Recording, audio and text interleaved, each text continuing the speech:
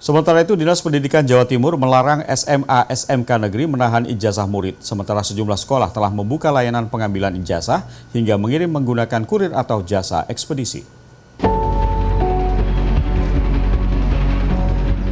Kepala Dinas Pendidikan Jawa Timur, Aris Agung Paiwai, melarang SMA-SMK Negeri menahan ijazah murid.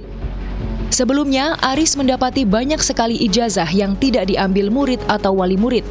Beberapa kemungkinan diantaranya murid tersebut sudah bekerja atau pindah tempat tinggal, khawatir diminta menyelesaikan administrasi saat mengambil ijazah, dan ijazah yang tidak langsung keluar saat murid lulus.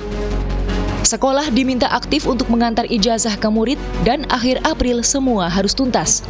Tidak boleh ada pembayaran apapun bagi siswa SMA dan SMK negeri. Sementara bagi sekolah swasta bisa melapor ke Dinas Pendidikan Jatim jika terdapat warga miskin. Bahwa negeri tidak boleh ada pembayaran apapun. Ya. Jadi tanda kutip ini kita tidak boleh ada pembayaran apapun. Apakah sifatnya SPP maupun pembayaran lain, pokoknya mereka ambil ijazah gratis. Ya, gratis. Kalau mereka diantarkan ya juga gratis. Tidak ada istilah mengantar kurir harus dibayar, enggak, gratis. Kalau swasta karena memang regulasinya berbeda, kami minta mereka melaporkan kepada kami. Kalau itu memang adalah warga miskin yang sudah memang ditetapkan oleh pemerintah berdasarkan data yang sudah ada, maka kita akan bantu. Salah satu sekolah negeri yaitu SMAN 2 Kota Malang mengatakan ijazah tersimpan di sekolah karena proses penerbitannya setelah murid lulus, kemudian pihak sekolah perlu waktu untuk menulis dan mengundang murid untuk tanda tangan, foto, dan lainnya. Selain itu, biasanya berkaitan dengan pengembalian buku di perpustakaan.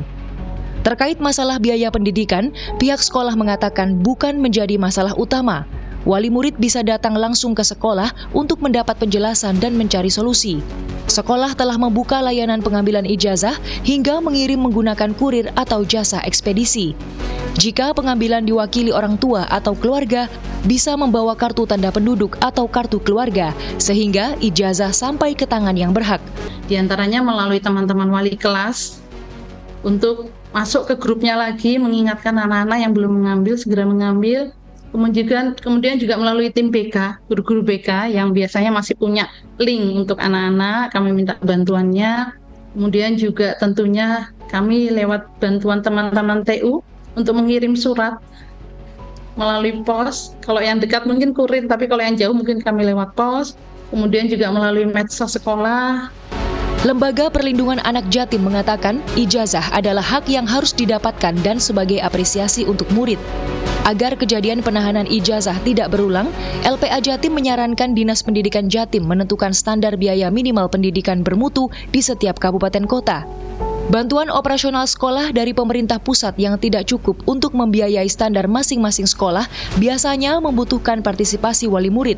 Standar itu perlu dipublikasikan dan sumbangan perlu disepakati. Sementara bagi kategori keluarga miskin harusnya dibebaskan dari sumbangan.